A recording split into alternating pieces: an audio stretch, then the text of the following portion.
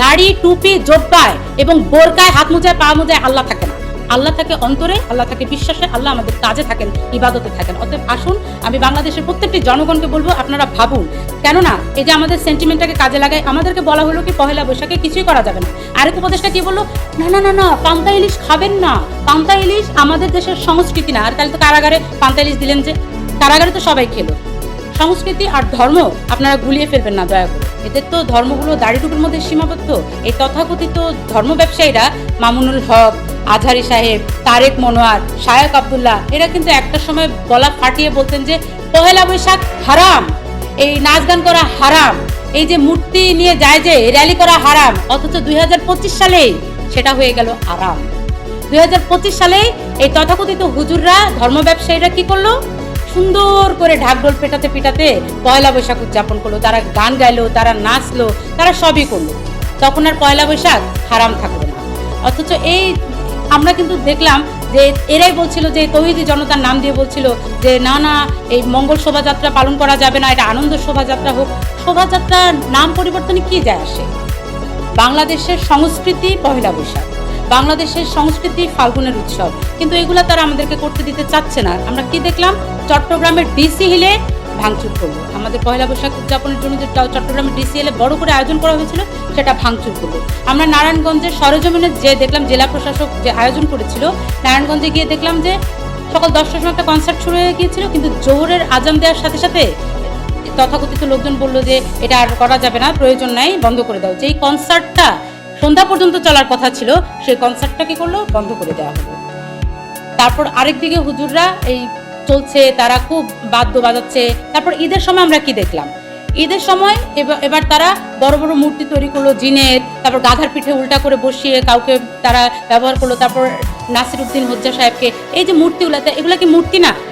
আপনারা কি করলেন, গত 8 মাসে মূর্তি ভেঙে ফেলেন, বিভিন্ন আমার মুক্তিযোদ্ধাদের মূর্তি ভেঙে ফেললেন, সেগুলা মূর্তি। আপনারা বলতেছেন এটা ভাস্কর্য না, এটা মূর্তি। মূর্তি আর ভাস্কর্যের ভিতরে পার্থক্যটা এরা বুঝে না। ভাস্কর্য হচ্ছে শিল্প, আর মূর্তিকে পূজা করে একটা ধর্মীয় গোত্র।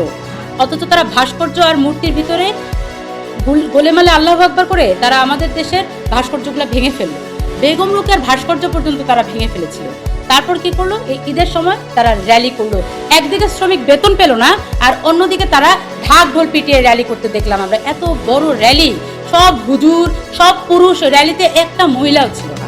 এই গান বাজিয়ে তারা যে ড্যান্স শুরু করলো, যে ডিজে পার্টি, তখন আমরা জনগণ তখন ভাবছিলাম যে আরে ভাই গান গাওয়া কি হালাল না হারাম? হুজুরে যখন গান গাবে তখন সেটা হালাল, আর আমরা যখন গান গাবো তখন সেটা হারাম। হুজুর যখন ছবি তুলবে তখন সেটা হালাল, আর আমরা যখন ছবি তুলবো তখন সেটা হারাম। আসলে ভাই কি, এরা কথায় কথায় মানুষকে নাস্তিকের তোকমা আটে, কথায় কথায় মানুষকে বলে নাস্তিক, নাজায়েজ, অথচ এরা নিজেরাই আস্তিকতার বড় ঢঙ্গলের ভিতর বসে থেকে হালাল হারাম গুলিয়ে ফেলছে।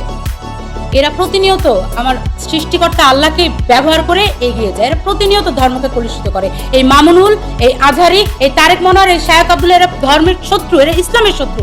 এরা নিজেদের প্রয়োজনে এরা ধর্মকে ব্যবহার করে। এরা ইউটিউবে টাকা রোজগার করার জন্য যা মন চায় তাই বলে। দেখেন এরা এক একজন ইউটিউবার। আমরা সবাই দেখলাম কি মার্চ ফর গাজা, কাঁদতে কাঁদতে তারা এগিয়ে গেল। তারা কান্নাকাটি করলো কোথায়? এই ইহুদিদের ফেসবুকে। কান্নাকাটি সব তাদের এই ফেসবুকে।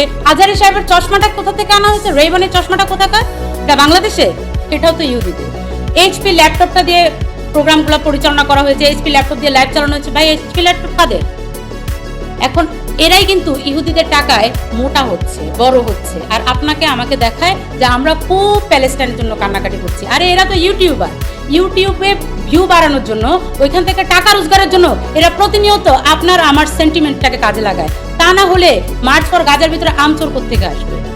ওই আমগুলা চুরি করে আপনারা কি বিক্রি করে ওই টাকা প্যালেস্টাইনে পাঠানোর কথা ভাবছিলেন, নাকি বাটার জুতা বিক্রি করে আপনারা প্যালেস্টাইনের টাকার কথা ভাবছিলেন? আসলে আমরা আমাদের যে ধর্মীয় কনসেপ্ট, এটার মধ্যে অনেক ভুল আছে। দাড়ি টুপি জোব্বায় এবং বোরকায় হাত মোজায় পা মোজায় আল্লাহ থাকে না।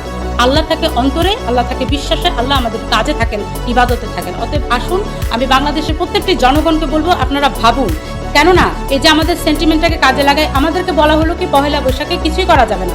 আরেক উপদেশটা কি বললো, না না না না পান্তা ইলিশ খাবেন না, পান্তা ইলিশ আমাদের দেশের সংস্কৃতি না। আর তাহলে তো কারাগারে পান্তা ইলিশ দিলেন যে, কারাগারে তো সবাই খেলো। সংস্কৃতি আর ধর্ম আপনারা গুলিয়ে ফেলবেন না দয়া করে।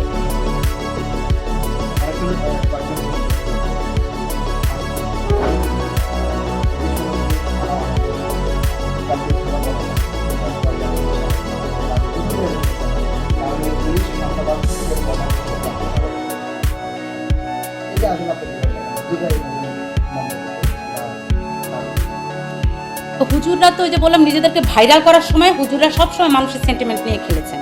আর এই যে পহেলা বৈশাখ কেন্দ্র করে কিন্তু ইলিশের এত দাম হয় যে একজন সাধারণ মানুষ কিন্তু ইলিশ মাছটা কিনেই খেতে পারে না।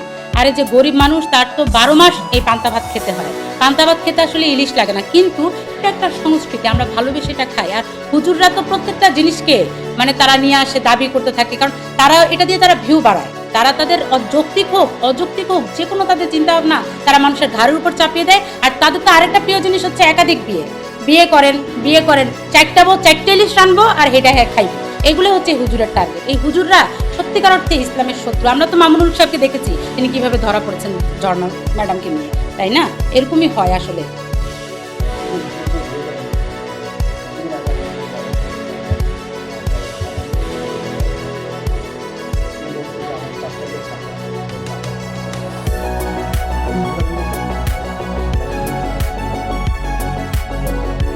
একেবারেই লজ্জা নাই, একদমই লজ্জা নাই। বিয়ে আমাদের নবীজি হযরত মুহাম্মদ সাল্লাল্লাহু আলাইহি সাল্লাম আমাদের জন্য ইসলাম ধর্মের জন্য কত কাজ করেছেন, তার সব কাজ বাদ দিয়ে এই হুজুরগুলা কি নিল? হুজুরগুলা নিল হলো 4টা বিয়ে করার সুন্নাত। হুজুরগুলা শুধু বিয়ের ভিতরে ঘুরপাক খেতে থাকে এবং বলে কি বিয়ে আপনি একাধিক বিয়ে কখন করবেন? যখন আপনার স্ত্রী অক্ষম হবে, পাগল হবে, মৃত্যুবরণ করবে, বিশেষ কারণ ছাড়া আপনি একাধিক বিবাহ কেন করবেন? প্রথম স্ত্রীর পারমিশন ছাড়া তো আরেকটা বিবাহ করা একেবারেই নাজায়েজ। বাংলাদেশের স্বাধীনতা 54 বছর পরে এই 2025 সালে আমরা পহেলা বৈশাখে ব্যতিক্রম কিছু ঘটনা করতে আমরা 2টা জিনিস পেলাম, আমাদের জাতি 2টা জিনিস পেল। এই অন্তর্বর্তীকালীন সরকারের সময় আমরা 2টা জিনিস পেলাম। এক, তেলের দাম 14 টাকা করে বাড়লো প্রতি লিটারে। এটা একটা বড় উপহার যা চপেটাঘাত হিসেবে আমাদের গালে এসে পড়লো। একদিকে এরা ঢোল পিটাচ্ছে যে সবজির দাম তো কম, কিন্তু অন্যদিকে তারা কি করলো? তেলের সিন্ডিকেট তো ভাঙতেই পারলো না, উপরন্তু 14 টাকা করে আমাদের ঘাড়ের উপর চাপিয়ে দিল। আর